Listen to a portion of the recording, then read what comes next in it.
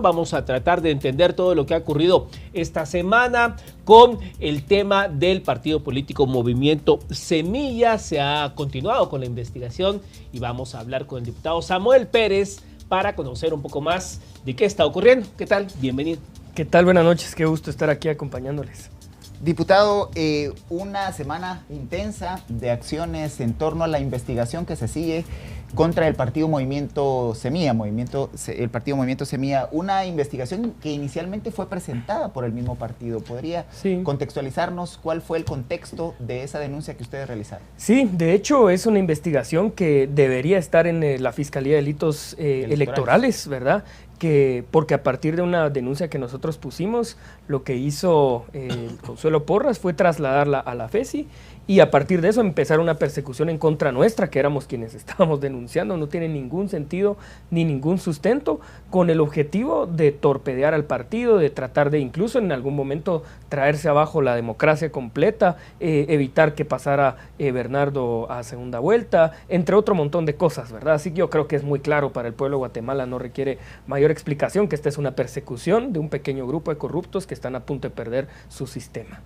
Ahora bien, diputado, digamos, el Ministerio Público lo que menciona es que hay más de 5,000 firmas o 5,000 firmas que no coinciden, que son personas muertas, que son firmas falsas. Digamos, ¿qué tienen que responder ustedes ante la acusación que hace el Ministerio Público respecto a ello? Sí, de hecho nosotros tuvimos el problema contrario. Nosotros cuando empezamos a inscribir el partido, como no querían que fuéramos partido político, además de impugnarnos y todo este asunto, por cierto, la UNE fue quien nos impugnó en ese momento, en el 2017 ya, hace rato, el problema que teníamos era que no nos aceptaban firmas. El tribunal nos rechazó el 80% de las firmas de adhesiones, por cualquier motivo. La mía la rechazó porque decía que no se parecía a la del DPI, era el secretario general del partido, 3 veces la rechazó, así que a mí me parece curioso que ahorita ese sea el argumento que dicen que fue por firmas falsas y nos rechazaban el 80%, ¿verdad? Yo no le doy ninguna credibilidad. Y además, eso es lo que dice él, pero no lo sabemos porque, eso es lo que dice Curruchiche, pero no lo sabemos porque no nos dan acceso al expediente. El caso no está en reserva, recusamos al juez, es decir, es un proceso completamente viciado y ridículo. Ahora, si esa denuncia se presenta desde las elecciones anteriores, porque hay que recordar que esta denuncia no es presentada durante el actual proceso electoral, viene ya de un proceso anterior. ¿Por qué ahora se reactiva y se reactiva con esta dinámica tan vertiginosa que está teniendo? Bueno, en realidad no fue presentada en el proceso anterior, fue presentada unos meses antes de empezar la campaña del proceso electoral. Sí, ya había sido convocado el evento electoral. Yo creo que fue en diciembre, una cosa así antes, porque como la presentamos nosotros, no es algo que digamos hayan presentado ellos. Lo agarraron de excusa, eso sí, pero el problema es que, o más bien lo ridículo de todo eso es que justo el día que tenían que hacer oficial que nosotros estábamos en segunda vuelta y que Bernardo Arévalo iba a ser el candidato que iba a enfrentar a Sandra Torres, ese día, unos minutos antes, Curruchiche decide que cancela o suspende la personería jurídica del partido. Luego la Corte de Constitucionalidad nos da el amparo y ya eso no tiene ninguna vigencia, pero no es casualidad los tiempos, ¿verdad? Evidentemente su intención era intentar bloquearnos para que llegáramos a segunda vuelta y tenían razón porque ganamos con casi 1 millón de votos de diferencia. Ahora, diputado, en ese punto quisiera detenerme porque, digamos, hay confusión un poco respecto a eso, el tema de la personería jurídica del partido al día de hoy, porque esta semana la FESI manda un documento al Congreso de la República diciéndoles que está suspendida la personería jurídica del partido por decisión del juez Freddy Orellana. ¿Cómo entendemos esto? Sí, bueno, la verdad es que yo creo que ya son medidas completamente desesperadas. Un fiscal del Ministerio Público no le puede ordenar al Congreso nada. Les anunció para ver si reaccionaban de alguna forma, para intentar intimidarnos, pero no tiene ningún efecto. El partido no está suspendido. De hecho, eso fue lo que dijo el amparo de la Corte de Constitucionalidad, que nos lo otorgó diciendo, usted no puede suspender a un partido político en proceso electoral, menos por una cuestión de constitución de firmas, ¿verdad? Eso no es causal de suspensión o cancelación de un partido. Entonces, realmente es tratar de decirle al Congreso, miren, por favor hagan algo, o ver si todavía consiguen algún aliado, porque están completamente solos. Ahora, vale la pena hacer esa distinción que usted ha hecho, diputado, entre la responsabilidad personalísima del derecho penal, claro, y la persecución a quién debe darse a partir de la denuncia que ustedes mismos presentaron, y la cancelación del partido, que le competiría no a un juez penal, sino al Tribunal Supremo Electoral.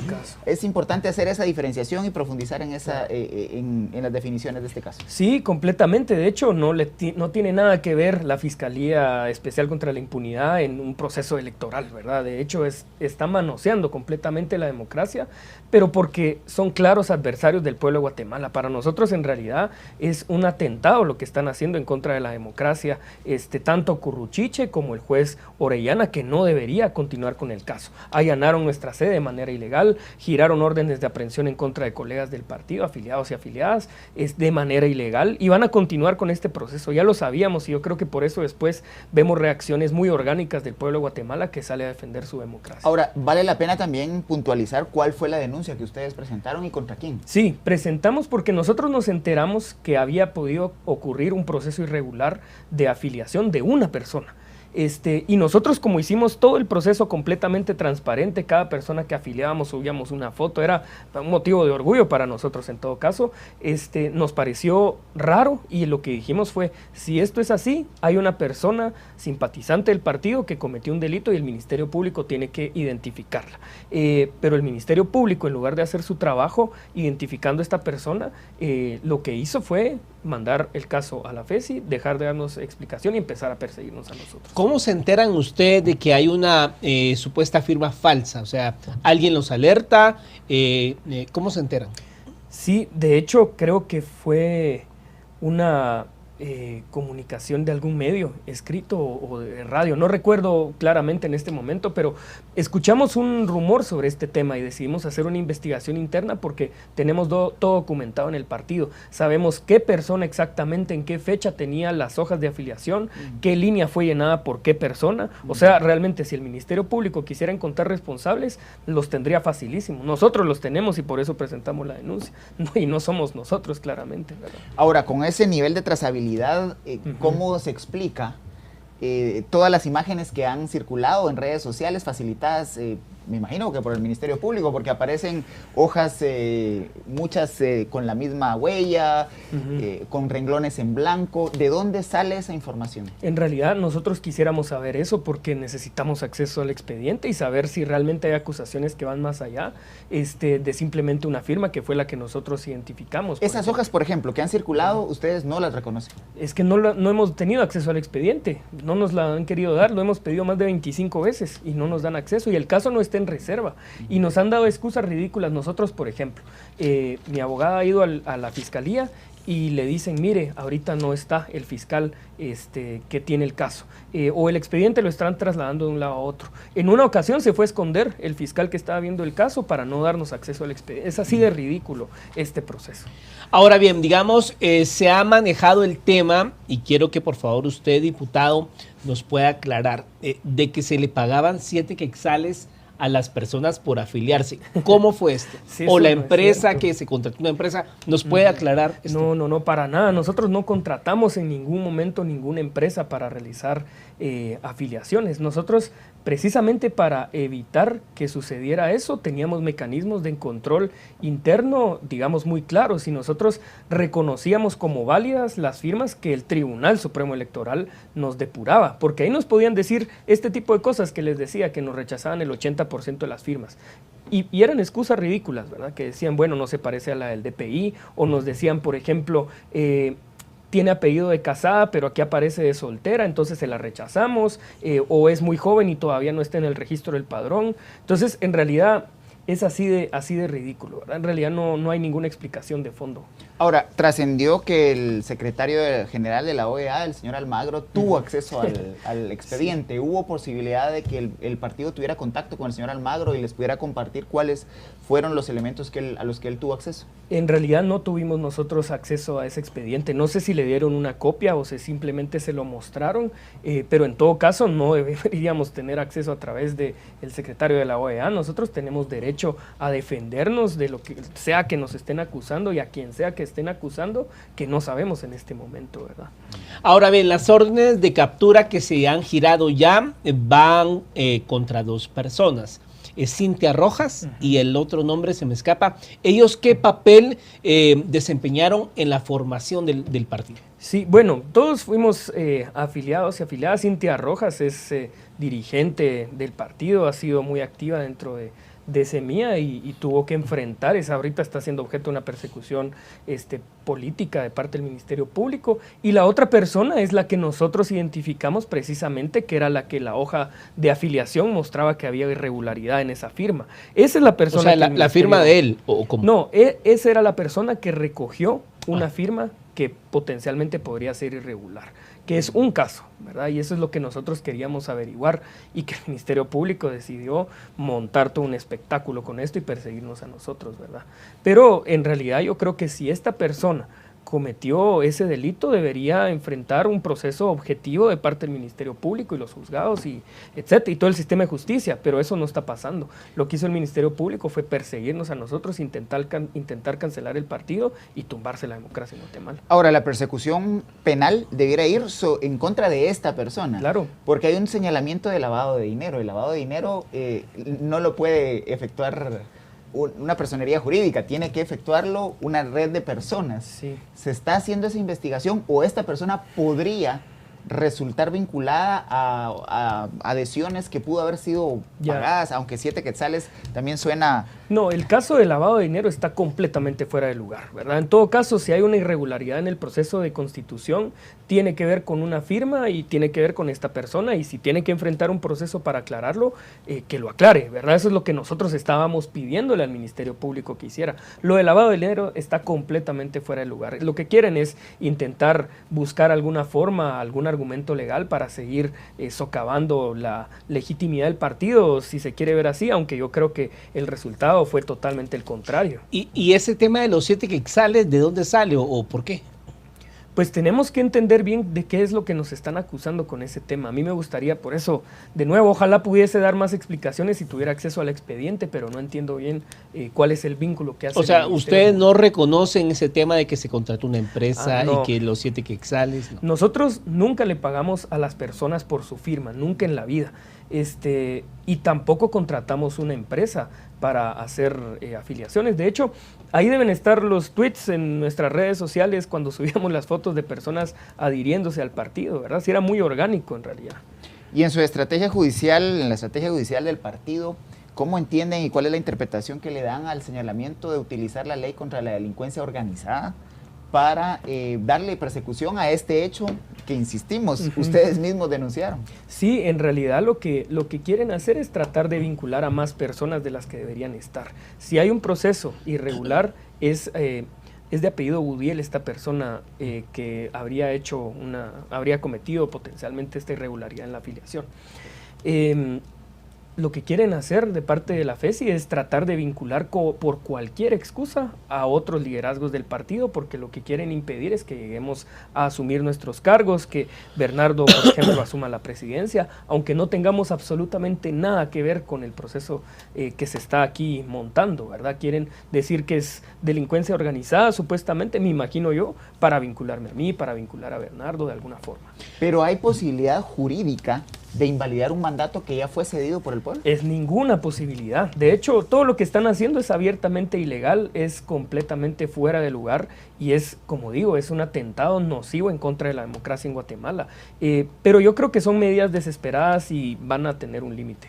Ahora, diputado, digamos, hace como una semana entrevistamos acá también al fiscal Curruchiche y él sí dejó bien claro de que van a presentar antejuicios contra el presidente electo y en ese momento no había ocurrido el balotaje y se le hizo la pregunta que si en el escenario que ganara el doctor Arévalo, que si la fiscalía iba a presentar el antejuicio contra el presidente electo.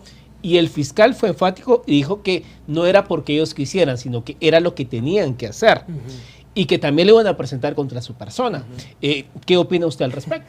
Bueno, no es la primera vez que inician persecuciones penales políticas en contra mía, en contra del partido, en contra de otros integrantes y otros liderazgos. Y yo creo que eso más bien lo que va a hacer es poner en evidencia que ellos no están buscando justicia. Lo que quieren es mantener todavía esta dictadura de impunidad, yéndose en contra de la voluntad popular que defendió en democracia una expresión de decir ya no queremos más este tipo de cosas, ¿verdad? Yo creo que es ridículo, es extraordinario extralimitarse completamente, y si lo intentan hacer, yo creo que más fortaleza nos van a dar. Ese elemento que plantea en esta última intervención, diputado, tiene que ver con qué pasó en la segunda vuelta de elecciones generales, porque toda esta trama se desata precisamente de manera presunta después de que ustedes pasan al balotaje. Y el efecto esperado parecía que era un desgaste significativo a la figura del candidato Arévalo y que eventualmente no solo dejarlo sin partido, sino además evitar que el electorado pudiera identificarlo como la opción ganadora. Claro. ¿Cómo evalúan ustedes lo que sucede y la respuesta por parte del electorado? Es que esto ya en realidad va mucho más allá de Semilla o el caso en contra nuestra que se está inventando Curruchiche. Yo creo que lo que hay que tener claro es que ellos no son enemigos de Semilla, son enemigos de Guatemala. Tanto Rafael Curruchiche como el juez Orellana como Consuelo Porras. Ellos lo que quieren es tumbarse la democracia porque saben que lo que nosotros íbamos a ir a hacer es combatir este sistema de corrupción e impunidad en el país, y lo entendió el pueblo de Guatemala, tanto así que nos dio una ventaja amplia en contra de la otra candidata en la segunda vuelta. Ahora bien, diputado, digamos, pasada ya la euforia del domingo 20 de agosto y lo que se ha devenido en estas últimas días y horas, hay un punto que también, digamos, se entreteje con todo esto, y es la amenaza de un plan de magnicidio contra el presidente electo. Digamos, ¿en qué momento se enteran ustedes de esto? ¿Cuándo fue? Y si, digamos, al día de hoy todavía sigue esa posible amenaza de que ocurra un magnicidio. Bueno, en realidad nos enteramos unas semanas antes de la segunda vuelta sobre esta posibilidad de plan, y decidimos no tomar ningún riesgo, y por eso precisamente fue que presentamos esta solicitud de medidas que finalmente la Corte resolvió a favor de nuestro binomio presidencial, de nuestra próxima presidencia, que es Bernardo Arévalo y Karine Herrera. Y bueno, en este momento pues se ha comunicado ya el Ministerio de Gobernación para coordinar los apoyos que la Corte les ha ordenado. En el caso de la bancada electa, ¿cuál es la diferencia que hubo entre las proyecciones previas a las votaciones generales que tenía el partido, el resultado que logran y la expectativa y la estrategia que deberán seguir como la tercera fuerza legislativa en la 10ª legislatura? Bueno, en realidad asumimos el resultado con sorpresa, con agradecimiento, pero sobre todo con mucha responsabilidad, porque pues uno en sus proyecciones trata de ser lo más realista posible, y sabíamos que íbamos a tener un resultado bueno, pero no un resultado histórico. Lo que tuvimos, por ejemplo, en el Distrito Central, en donde a mí me tocó participar, tuvimos 7 diputaciones de 11, eso no ha ocurrido nunca antes en la historia de Guatemala, y lo asumimos de verdad con mucha responsabilidad porque sabemos que las expectativas van a ser altas. Sin embargo, nuestro reto va a ser comunicar cuáles son nuestros límites también, porque tenemos 23 diputaciones pasando de 7 a 23, pero necesitamos 81 votos. Y va a cambiar completamente la dinámica dentro del Congreso, porque lo que hace que se muevan leyes dentro del Congreso, o por lo menos así ha sido hasta el día de hoy, es dinero que viene del Ejecutivo en forma de plazas en ministerios, en forma de proyectos o en forma de dinero en efectivo. Cuando cerramos ese chorro completamente, que es lo que va a ir a hacer Bernardo en la presidencia, va a cambiar la dinámica dentro del Congreso. Van a tener que ver si quieren intentar seguir con esas prácticas, pero ya sin el dinero que les va a dar el Ejecutivo. Ahora bien, diputado, digamos, en esa ecuación que usted plantea, digamos, uno en la vida a veces tiene que tener plan A, plan B, y en esta coyuntura hasta plan C. Digamos, ¿ustedes han evaluado si de acá al 14 el partido se mantiene firme o por cualquier decisión vía Corte de Constitucionalidad, qué sé yo, se cancela el partido? ¿Han visto esa ecuación? Sí, pero en realidad nosotros de todas formas lo que vale dentro del Congreso son los votos. Si no nos permiten tener, por ejemplo, personería jurídica en un escenario fatal y catastrófico y completamente ilegal, pero que no descartamos, digamos, sobre todo sabiendo que esta gente va a seguir aferrada al Ministerio Público por algún tiempo, pues de todas formas podemos seguir operando dentro del Congreso. Nuestro voto va a valer lo mismo que quien esté en la presidencia del Congreso, en las juntas directivas, en las comisiones de trabajo, etcétera. Eso no va a afectar necesariamente el trabajo de la bancada dentro del Congreso. Y el partido en realidad va más allá de simplemente un documento legal que dice que existe un partido como Semilla. Es la organización, ¿verdad? Y eso, si es necesario hacer otro partido, pues hacemos otro partido. Pero, diputado, valdría la pena que nos aclarara cómo es que ha funcionado, por ejemplo, el caso de la UCN. Porque la UCN fue cancelada y la vicepresidenta, representante de ese partido, nunca abandonó la junta directiva. Claro. Y el partido nunca perdió las comisiones de trabajo, y estamos hablando de la actual 9ª legislatura en la cual usted es parte. Entonces hay que explicarle a la población, porque la especulación es muy amplia. Pierden el partido y automáticamente no van a tener acceso a nada, porque lo marca la ley del organismo legislativo. Pero la UCN sigue teniendo su cuota de poder en la actual legislatura e, insisto, sigue estando en la junta directiva. Así es que hay que entender que son dos tipos de formas de organizarse. Una es dentro del Congreso, que son los bloques legislativos, que tienen una dinámica propia, y otra son los partidos políticos afuera. Un partido político podría estar inscrito, digamos que se inscriba durante un proceso electoral sin tener bancada dentro del Congreso, por ejemplo. Y lo mismo puede pasar al revés, pero el bloque legislativo se mantiene y puede seguir teniendo este tipo de accesos, ¿verdad? Que es lo que no debería impedirse. Pero como cualquier cosa puede pasar, pues nosotros estamos preparados para cualquier escenario. Pero si todo sale de acuerdo a lo que debería hacer, no debería afectarnos en absolutamente nada. Ahora bien, digamos, en esa correlación de fuerzas, y como usted bien menciona, al final lo que vale son los votos del hemiciclo, en el hemiciclo de los diputados, digamos, se ha planteado escenarios de hacer, pues no alianzas, sino que, digamos, convencer a que se sumen votos para aprobar alguna iniciativa que el presidente en su momento envía al legislativo. Por supuesto. No, de hecho, nosotros tenemos clarísimo que al Congreso se llega a conversar y buscar consensos alrededor de una agenda legislativa. Y eso va a implicar sumar la mayor cantidad de votos posibles. Y eso es lo que en realidad queremos hacer. De hecho, fue lo que intentamos hacer el primer mes dentro de esta legislatura, hace ya 4 años, pero nos enfrentamos con una aplanadora que ni siquiera entendía nuestras iniciativas de ley, simplemente entendía la lógica de que le pagaban por su voto. Uno no escuchaba, por ejemplo, por decirles algo, a Alan Rodríguez echar un discurso defendiendo su posición política y la de su partido para defender una iniciativa de ley. No, lo que veía era a Alan llamando para pagarle por votos a los diputados de su alianza. Eso es lo que se termina cuando llega una presidencia que no les va a dar un centavo en ninguna forma de corrupción, y que nosotros vamos a tener que hacer un esfuerzo para ahora sí tener un Congreso que sea democrático, que vaya a negociar posiciones políticas y no acuerdos bajo la mesa, y que sea una discusión transparente y abierta, ¿verdad? Ya les tocó en esta legislatura jugar el papel de la oposición minoritaria, y usted lo ha referido, enfrentar a la aplanadora. En el escenario de que no se logren los consensos, estamos hablando de que ustedes tendrían 24 votos y las alianzas del otro sector podrían fácilmente reunir los 80, inclusive los 107 votos. ¿Cómo generar negociación política en esas condiciones? Pues va a ser un reto importante. De todas formas, si no logramos en un escenario más complicado generar alianzas correctas, digamos, dentro del Congreso con una agenda legislativa por delante, vamos a buscar construir mayoría con el apoyo del pueblo de Guatemala afuera.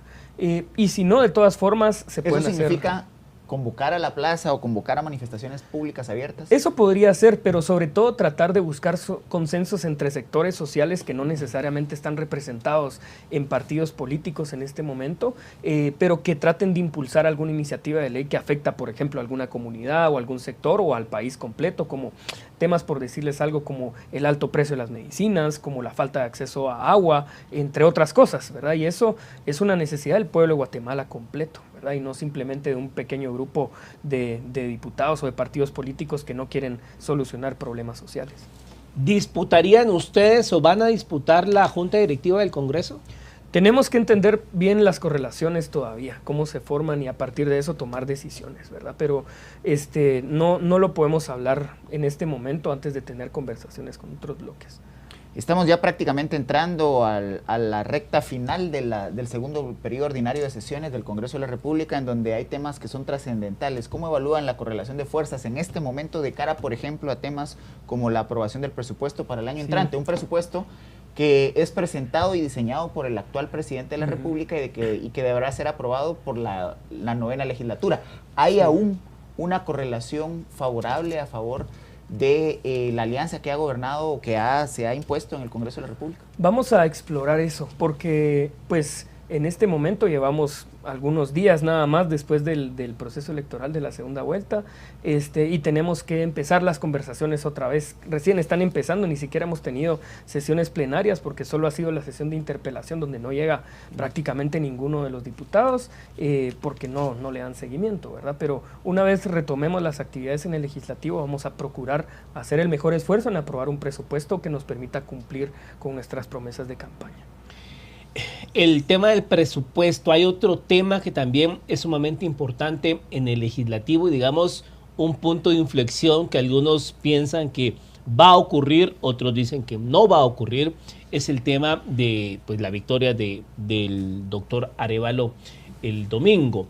¿Ve usted, Samuel, una pronta elección de Corte Suprema de Justicia dado este resultado o cree que se le va a pasar la estafeta y la brasa caliente a la próxima legislatura? Pues hay una sentencia ya de la Corte de Constitucionalidad en donde mandan un procedimiento y ese procedimiento es larguísimo. De hecho, ni aunque empezáramos la elección hoy y trabajáramos 24 horas, lograríamos terminar, pero ni el 10% de las salas de apelaciones, de elegir salas de apelaciones. Entonces, pues es probable que se pueda iniciar, pero no vamos a ni de cerca a avanzar muchísimo, así que pues es un dilema importante porque sí tenemos que elegir cortes, pero lo más probable es que la próxima legislatura sea la que se encargue de eso. En ese tema que ha planteado Mario hay un dilema y es que la Corte Suprema de Justicia no está integrada y para poder convocar a las comisiones de postulación hay ahí un primer valladar, sí, que claro, debe la Corte Suprema estar integrada por titulares, que son los que forman parte de la comisión de postulación, tanto para Corte Suprema de Justicia como para Cortes de Apelaciones. Sí. ¿Cómo evalúan ese tema? Y podría eso estar sustentando la especulación de que deberá elegirse por lo menos la Corte Suprema de Justicia durante la actual legislatura. Sí, es que de hecho sí deberían elegirse tanto nuevos magistrados para Corte Suprema como para salas de apelaciones, pero lo que decía antes, hay un procedimiento que la Corte de Constitucionalidad sentenció ya y ese es el que se tiene que acatar. Entonces se podría hacer el intento, pero a menos que este Congreso ignore ese procedimiento, pues va a ser muy complicado que dé tiempo de elegir magistrados. Ahora bien, digamos, en el tema de la Junta Directiva del Congreso de la República, si bien ya nos respondió de que todavía no han hecho el análisis, pues hay algunas voces que dicen que usted va a buscar la presidencia de la Junta Directiva del Congreso. ¿Es así? No, esto no ha sido algo que ni siquiera hemos platicado con la bancada electa todavía. Eso tenemos que lograr consensos antes. Pero no se ve usted ahí. No, no es algo que hemos planteado para nada, de hecho. No lo hemos platicado ni con la bancada, ni hemos buscado consensos con otros partidos.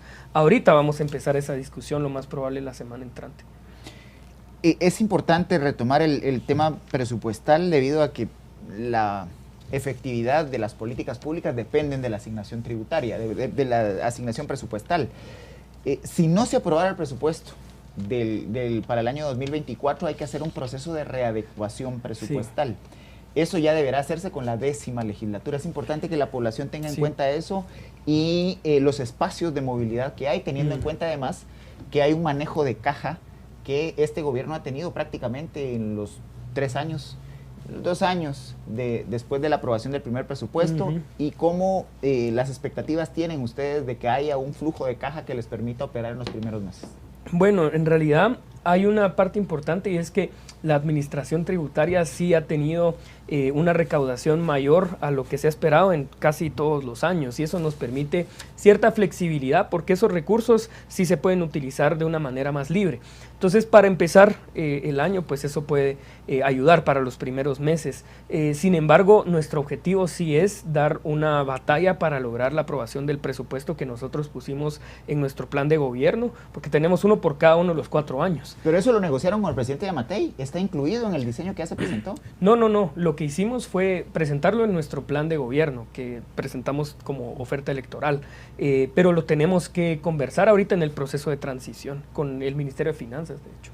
Y digamos, en la actual legislatura, a raíz de la victoria del pasado domingo, digamos, ¿han habido acercamientos de bloques, de otros bloques actuales que consiguieron la reelección hacia con ustedes? Comunicación, digamos, en el entendimiento de la plática política, ¿no? Sí, hemos tenido comunicación con diversos tipos de actores y varios de ellos precisamente diputaciones electas para la próxima legislatura, incluso personas que actualmente están en el Congreso y que no lograron una reelección, alcaldías, sector privado, autoridades indígenas, de todo. Sí hemos tenido comunicación, o por lo menos hemos recibido mensajes de todo tipo. Esta semana trascendió un apoyo que sorprendió en algún caso respecto de la posibilidad de acuerdos con el sector empresarial organizado. ¿Cómo está llevando esa negociación el partido o esas conversaciones el partido? Pues no hemos tenido ninguna negociación, sin embargo, pues nos parece un mensaje importante que lo que quieran buscar es gobernabilidad. Nuestro objetivo sí es procurar salir de este proceso de polarización que ha tenido la sociedad guatemalteca estos últimos años y tratar de buscar consensos y unidad nacional. Eso es lo que necesitamos hacer, dejar persecuciones políticas como la que hemos sido objeto nosotros y empezar a construir un país que realmente han dejado destruidas estas últimas administraciones. ¿Hay una nueva disposición de su parte o de la bancada en general a poder tener estos acercamientos? Porque hay que recordar también que han tenido posiciones bastante tajantes en cuanto a el liderazgo o los espacios que pudiera o debería ocupar el sector empresarial. No, sí, de hecho, nosotros siempre hemos tenido conversación con el sector empresarial organizado, con otros sectores empresariales que están empezando a organizarse, con diversos actores sociales, digamos. Yo creo que eso es importante, siempre tener conversaciones abiertas. Lo que pasa es que siempre en el entendido que tenemos diferencias, pero que esas diferencias las resolvemos en democracia, ¿verdad? Y yo creo que eso es lo que va a marcar un poco el tono de las conversaciones que vamos a tener. Ahora, diputado, digamos, hay dentro de la población que les votó, hay, digamos, un imaginario de que el 14 de enero toman posesión y el día 15 va a empezar, digamos, una cacería de brujas, una persecución. ¿Cómo ve usted este entendimiento de la gente? Pues yo creo que conforme vaya pasando el tiempo, yo creo que hay una variable importante y tiene que ver con el desconocimiento de cómo una persona como nuestro próximo presidente, Bernardo Arévalo, maneja las acciones políticas, y en realidad nunca ha sido un objetivo del partido iniciar una persecución de ningún tipo. Todas las mentiras que hablaron en campaña yo creo que van a quedar sepultadas en campaña, y en realidad lo que vamos a empezar a ver es resultados. De hecho, presentamos una propuesta para los primeros 100 días, vamos a ajustarnos a esa propuesta, y ahí de lo que se habla es de resolver problemas sociales, ¿verdad? Empezar a solucionar temas como el clima de negocios en el país, como el tema de seguridad, como el alto costo de la vida, entre otras cosas, ¿verdad? Yo creo que ese va a ser el tono en realidad de los primeros días de gobierno. ¿Alguna comunicación con la UNE? ¿La UNE en algún momento ha reconocido el triunfo del partido? ¿No se ha hecho a nivel público? ¿Ha habido comunicaciones privadas entre ustedes? ¿Cómo evalúan la denuncia que se presenta por parte de este partido en contra del sistema de transmisión de resultados preliminares? Yo no recuerdo si la UNE en algún momento ha reconocido los resultados cada vez que pierde. Creo que de hecho simplemente guardan silencio, y en esta ocasión pues hicieron lo mismo, pero no hemos tenido ninguna comunicación de parte de la UNE. Digamos, ¿ve usted en la 10ª legislatura que toma posesión el 14 de enero, ve usted algún bloque, algún partido con el que pudiesen haber, digamos, más entendimiento de comunicación, digamos, anuencia a votar algún proyecto que desde el Ejecutivo se mande al Legislativo? Bueno, tenemos que explorarlo porque, bueno, de entrada podría decir WINAC, que es Sonia Gutiérrez, la diputada que ha sido reelecta. Pero más allá de eso, no hemos tenido todavía conversaciones explícitas sobre la agenda legislativa, y eso tenemos que empezar a hacerlo lo más pronto posible. Estos próximos días vamos a empezar a explorar esa posibilidad, pero hay que entender que el Congreso en Guatemala no se integra necesariamente por bloques orgánicos que representan partidos políticos, sino que por individuos que tienen intereses particulares, muchas veces distritales, ¿verdad? Que quieren desarrollo en su municipio, en su departamento, qué sé yo, y van a trabajar para gestionar eso. Lo que pasa es que la dinámica, como ha sido los últimos años, ha sido: quiero gestionar un apoyo para mi comunidad, pero me voy a quedar el 80% del dinero de ese proyecto, ¿verdad? Y eso sí se acabó de una vez por todas. Entonces vamos a platicar con las personas que tengamos que hablar, ojalá con la mayoría que esté dispuesto a construir en democracia una agenda de beneficio para Guatemala. Tanto usted como el presidente electo siguen siendo diputados, por lo menos hasta que se cierre la actual legislatura. No sabemos si el presidente electo tendría que renunciar a la curul en algún momento, pero deberán continuar en la dinámica de la actual legislatura. ¿Cuáles son los temas prioritarios, además del presupuesto que ya lo hablamos, para este segundo periodo ordinario de sesiones? En realidad es el presupuesto básicamente y esperar, como siempre lamentablemente nos ha tocado como oposición, ver que no quieran hacer algo que vaya en contra del pueblo de Guatemala, la alianza oficialista actual, ¿verdad? Porque nosotros siempre hemos estado a la defensiva, ¿verdad? Tenemos que ver, en realidad no lo sabemos porque como no hemos tenido sesiones, no ha llegado la presidenta, no llega a su bancada, entonces no sabemos cómo está en realidad la correlación de fuerza. Pero digamos, esa alianza que votó consistentemente varios temas importantes en esta novena legislatura, ¿usted ve viva esa alianza en la 10ª legislatura o cree que ya se resquebrajó? Yo creo que esa alianza no sobrevive para el próximo periodo, porque lo que les mantenía era el dinero del Ejecutivo, ¿verdad? Como lo decía antes, eso es básicamente lo que mueve a esta gente, corrupción o impunidad, ya sea que se unen porque quieren elegir un magistrado que después los va a proteger o porque van a tener una ley que les permite opacidad en la utilización de fondos públicos y por lo tanto ven de dónde embolsarse dinero del pueblo de Guatemala. Pero todo eso viene del Ejecutivo, ¿verdad? Siempre tiene que tener el aval o el consentimiento de quien esté en la presidencia y de parte del presidente Arévalo no lo va a tener.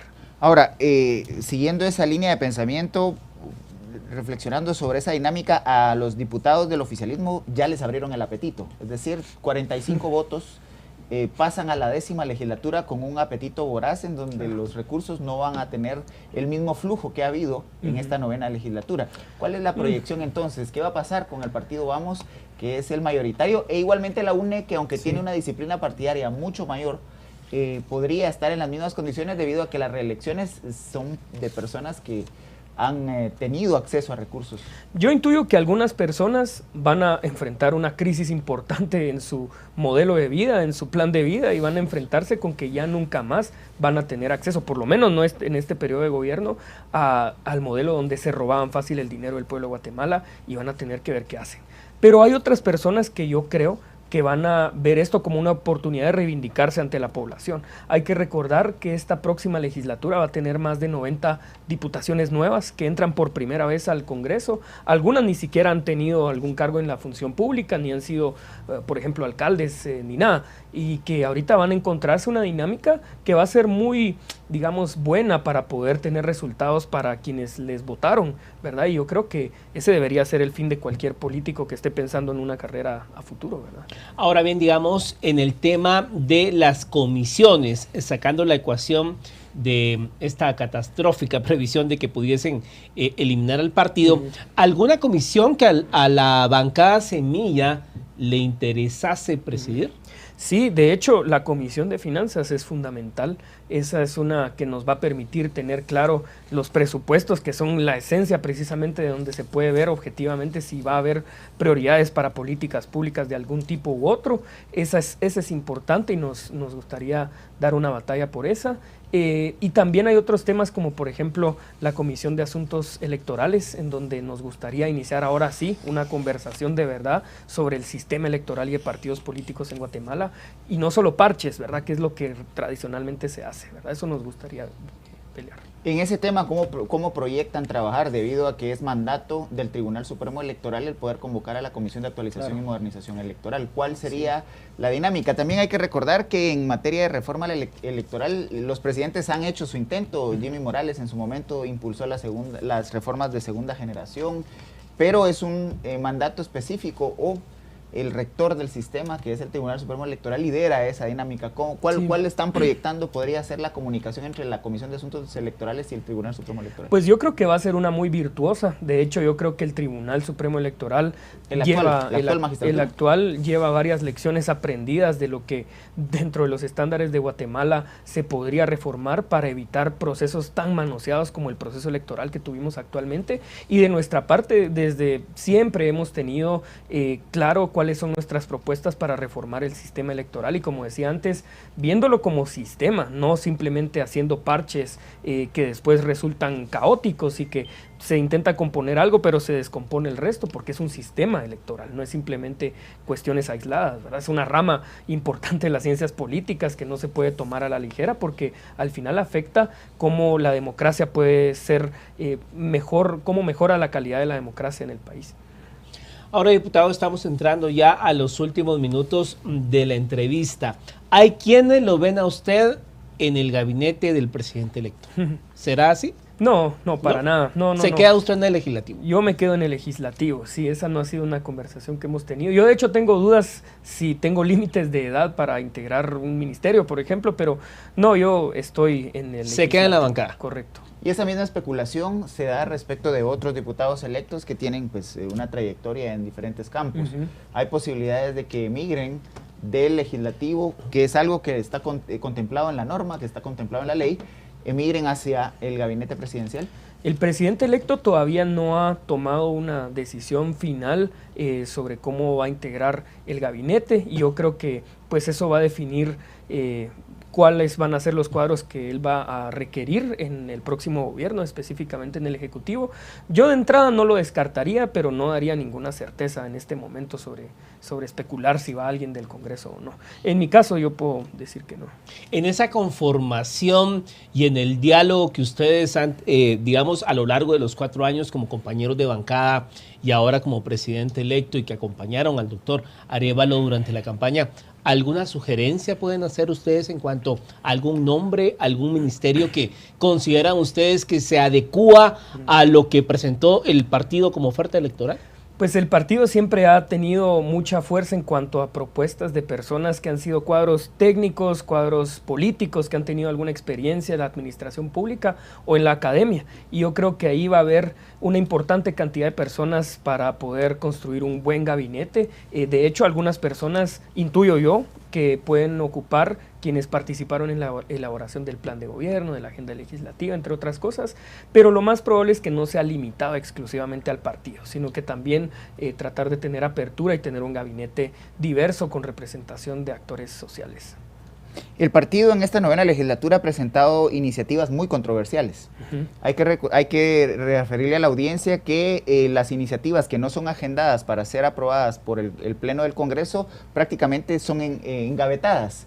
¿Estaría el Partido Movimiento Semilla en la disposición de revivir algunas de esas iniciativas de ley que han levantado debates que al día de hoy parecieran innecesarios e inútiles, pero que podrían estar en la agenda política del partido, revivirlas? Sí, y algunas de esas, pues seguramente no todas, ¿verdad? Pero algunas de esas incluso ya no va a ser necesario que se impulsen como iniciativas de ley, sino que se pueden hacer desde el Ejecutivo. Una de esas es la iniciativa de ley de farmacias públicas, por ejemplo. Eso fue algo que a nosotros nos permitió abrir una discusión sobre el altísimo precio de las medicinas en Guatemala, pero que puede ser perfectamente una decisión del Ejecutivo, ¿verdad? En esa temporalidad de los primeros 100 días de gobierno, digamos, ya hay algunas propuestas que ha platicado públicamente el presidente electo en cuanto a la agenda legislativa del bloque. ¿Cuál es la propuesta en los primeros 100 días desde que asuman la curul? Empezar el tema de combate a la corrupción, eso va a ser prioritario completamente. Y ahí tenemos el tema de servicio civil, por ejemplo, compras y contrataciones del Estado, y en general una reforma administrativa del Estado que tenemos que empezar a encaminar. Por otro lado, también necesitamos impulsar una iniciativa de ley general de inversiones, ¿verdad? Que eso va a permitirle mayor capacidad al Ejecutivo de poder tomar decisiones sobre cómo, dónde invertir y bajo qué prioridades. Esos serían los temas que de entrada podríamos trabajar. Usted ha sido particularmente incisivo en la discusión de la ley de antimonopolios. ¿Cuál es la posición del movimiento Semilla y cuál podría ser la iniciativa que se impulsara? Porque hay iniciativas en este tema. Sí, de hecho a nosotros nos vamos a tomar el tiempo para presentar una nueva iniciativa de ley de competencia precisamente, no desde un enfoque, digamos, represivo en contra de empresas, sino que más bien de generar un mejor clima de negocios en Guatemala, de pasar de una cultura de privilegios a una de competencia, efectivamente. Lo que pasa es que las iniciativas de ley, si bien es cierto, nos gusta más el modelo de la que lleva más tiempo en el Congreso y que está más avanzada, que la última que presentó el Ministerio Público, que está plagada de privilegios y está completamente mal hecha, pues esas dos ya llevan consensos de los cuales nosotros no fuimos partícipes, entonces no sabemos a quién beneficiaba o a quién no, y si va a quedar bien con un sector u otro si la reformamos. Entonces queremos empezar de nuevo el proceso de discusión bajo el modelo de, por ejemplo, un órgano de competencia autónomo que no esté adscrito al Ministerio de Economía, por ejemplo, que no sea una junta directiva corporativista, que no tenga conflictos de interés, entre otras cosas, ¿verdad? Queremos presentar una nueva ley de competencia. Bueno, se nos agotó el tiempo. Gracias, diputado Samuel Pérez, por haber estado acá en A las 8:45. Con mucho gusto, gracias. Bueno, Cristian, llegamos al final de esta emisión y de esta semana que, pues bueno, tuvo mucho tema, mucha noticia que era necesario hablar con alguien del Partido Semilla para entender un poco qué era lo que estaba ocurriendo a lo interno del partido. Evidentemente, y es que se está viviendo una novela a nivel nacional en torno a este tema. Hay que recordar las cajas chinas que se impulsan en los medios de comunicación, pero de fondo, difícilmente algo va a cambiar de fondo que ponga en crisis el sistema en general. Me parece que vamos a continuar con una democracia sólida como se demostró en las 2 rondas de votación. Por supuesto. Bueno, nos vamos. Gracias por su sintonía. Tenga una excelente noche.